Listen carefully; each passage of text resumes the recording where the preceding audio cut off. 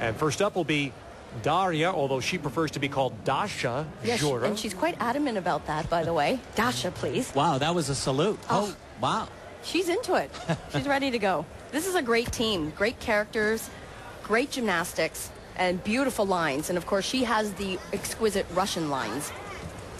Gets that from her parents, who are both Russian, and her coach, also Russian. Many of the top coaches around the world are benefiting from the mass exodus, frankly, from Russia, Ukraine, Belarus, all of this gymnastics talent and knowledge now everywhere, including Australia. Nice exercise. This is her debut, her first senior international event. Yeah, and Peggy Liddick has been in Australia now. She's celebrating her 10th year. And she said this is the team she's been waiting for. By far the most talented group of women. And she is very excited to be working with these ladies, hoping to lead them, obviously, to Beijing. So 14.95 is Jura's score on the uneven bars. Meanwhile, we move back to the vault. And, well, this is really a senior in the world of women's gymnastics today, as Yeni Ibarra of Mexico, 23. Very, very powerful on this event. Unfortunately, twisted her ankle yesterday, was hesitant if she was going to be able to compete. I asked her and her coach, so you're going to give it a go? And he said, yes, she must. She needs to do it today. Yeah, I can't believe she's doing this.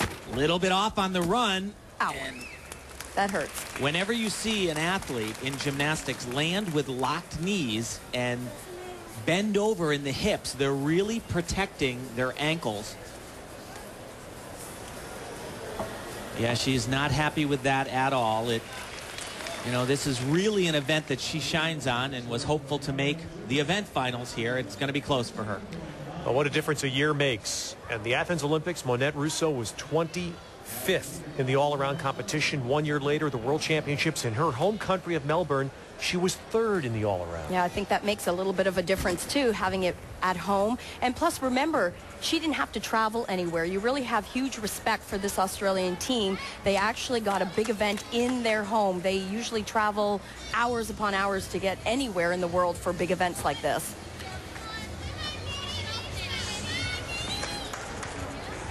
And actually, head coach Peggy Liddick says that is part of their selection criteria. It's built right in. Yeah, you can't be a wimp. If you can't handle the travel, there she is right there. Shannon Miller's former coach and now the head of Australian gymnastics. A smile on Monette Russo's face.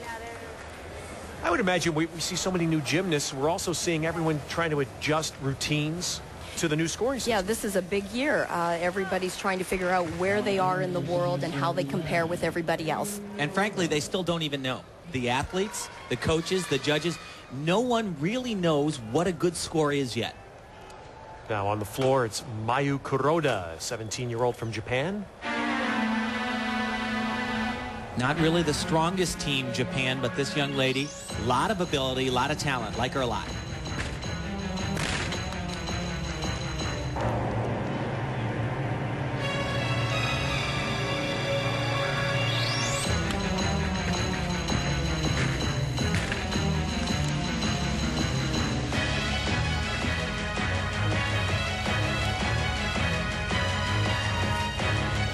Very young, lacks some of the maturity and the artistry that's necessary on this event, but we may get a chance to watch her later on uneven bars. She really excels there.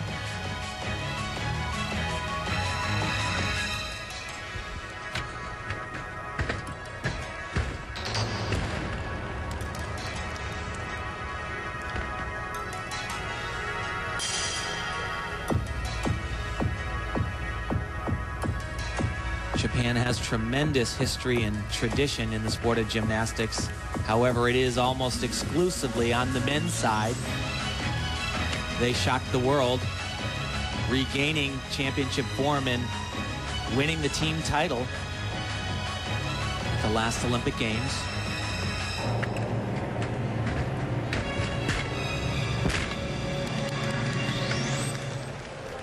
As you mentioned, Tim, just, lacks a little bit in the choreography department, has the skills in tumbling, but that will come with time. It's really the most difficult thing for a younger athlete to master. Oh, Manette Russo, that's the highest difficulty score we've seen on the bars. Very nice job. Excellent routine, actually. Well, it's a coming out year for so many new young gymnasts. And here's Aussie's star, double star, Holly Dykes. Star in the making, that's for sure. She has a special quality about her. Her coach, though, telling us that she's still young. He recognizes that he's got something special there, but... Well, and you can have that talent, but then you have to translate it to international competition. You have to perform, and that's what Peggy is doing.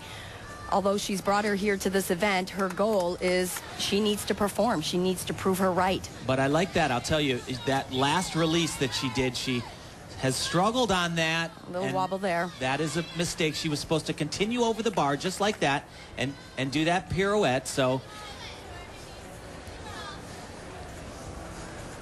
remember, there are 3 athletes that compete and all scores count. You don't get to drop a score like in the past, so that's not disastrous, but that's going to hurt a little bit.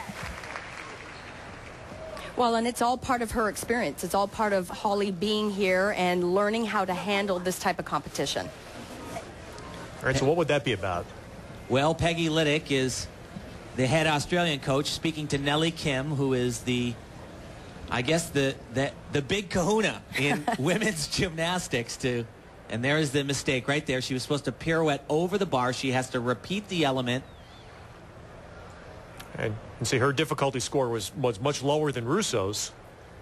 Her teammates comes in at 14.8. That was the lowest of the 3 Aussies on the bars. And Mayu Kuroda comes in at 13.85 on the floor. So the first rotation is done. The U.S. women will be moving to the bars. When we come back, we'll also tabulate the scores. And we'll find out if the Aussies' bar routine was enough to get them number 1.